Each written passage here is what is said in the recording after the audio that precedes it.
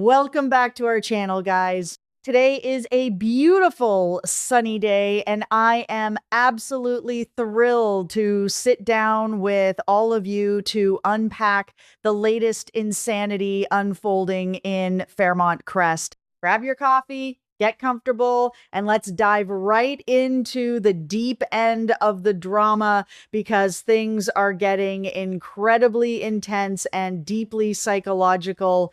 I want to start right in the middle of the chaos at the police station. We have Marcel and Jacob going at it, actively bickering and arguing in the middle of the precinct. Now, Jacob is already on edge, right? He is dealing with the looming threat of the impaler, his undercover trauma, and the terrifying possibility that Chelsea's kidnapper Allison might be pulling strings from behind bars. So the last thing Jacob needs is Marcel in his face. But right in the middle of this testosterone-fueled standoff, who waltzes in? Leslie.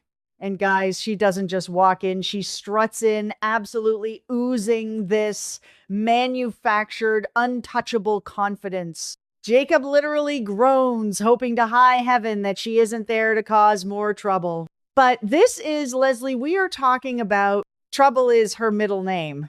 She looks Jacob dead in the eye and completely dismisses him, telling him to go handle some parking tickets so the adults can handle their business. It is such a classic, condescending Leslie move, but I can't help but feel like this extreme bravado is a massive defense mechanism.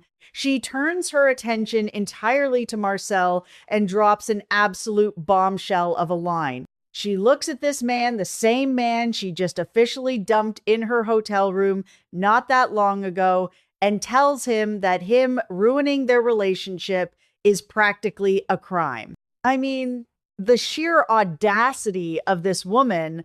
She is the one who rejected him. She is the one who refused his lifestyle. And yet she spins it so that he is the one committing a crime against their romance. It seems that Leslie has spent so much of her life manipulating the narrative with men like Ted that she doesn't even realize she is doing it with Marcel.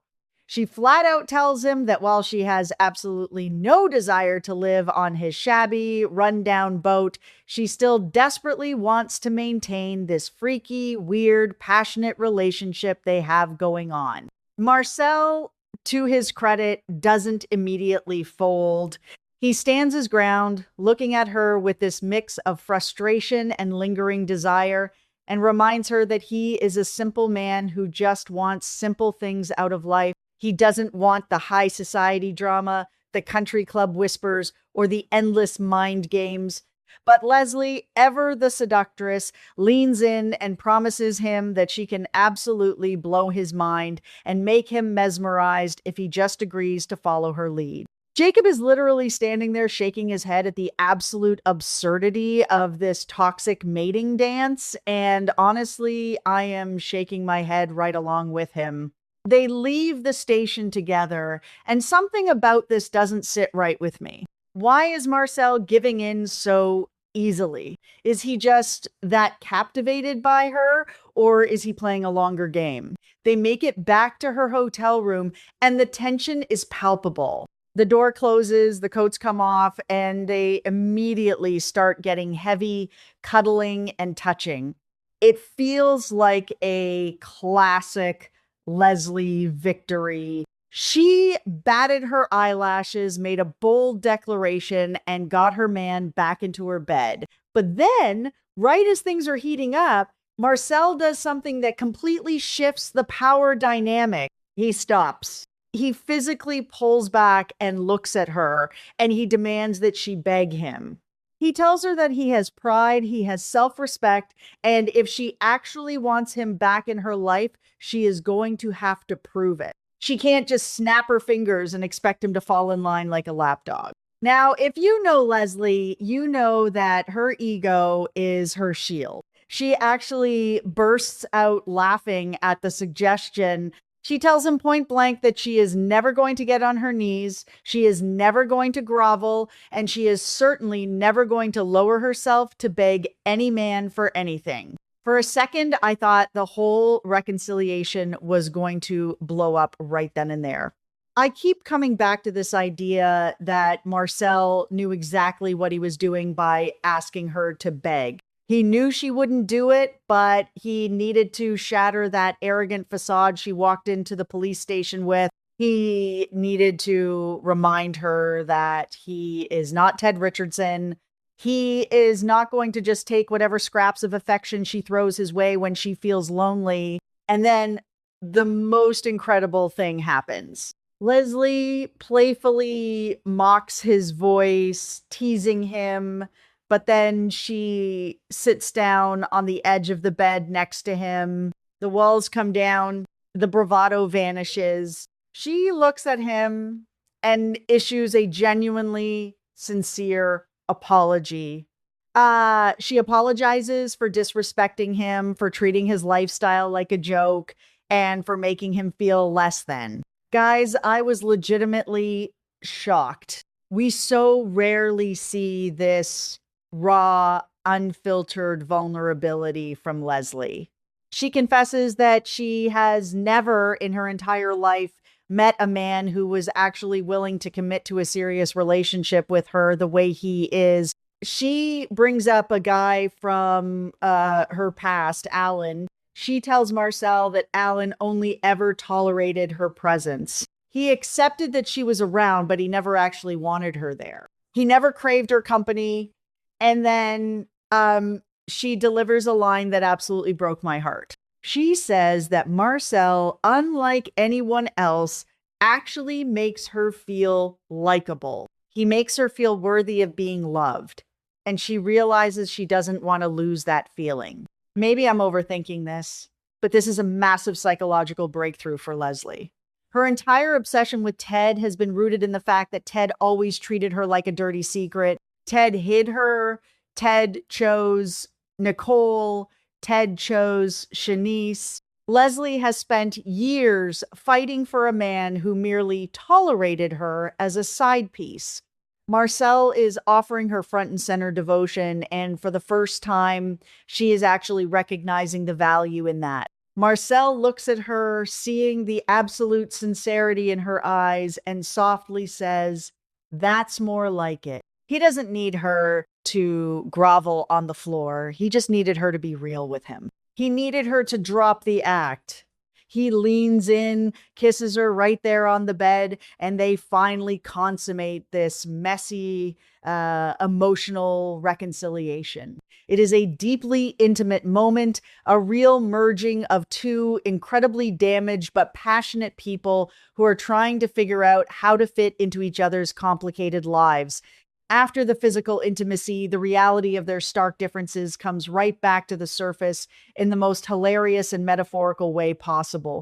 They order room service. Marcel, staying true to his simple man brand, orders a hot dog and French fries. Leslie, the woman who demands luxury, orders a plate of shrimp.